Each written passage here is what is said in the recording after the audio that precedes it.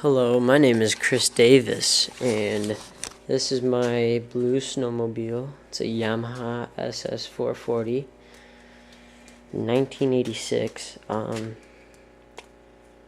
Came out here in the garage to show you what I have done to it.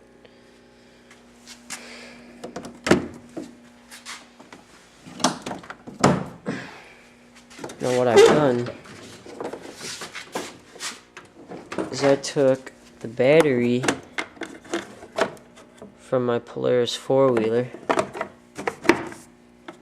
put it in our storage compartment, drilled some holes, as you can see right there, wired it all the way up to this switch right here.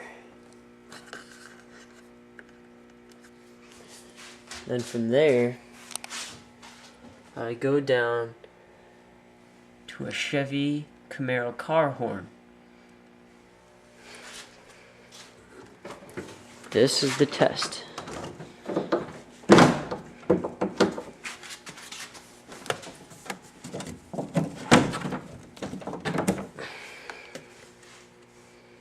Three, two, one.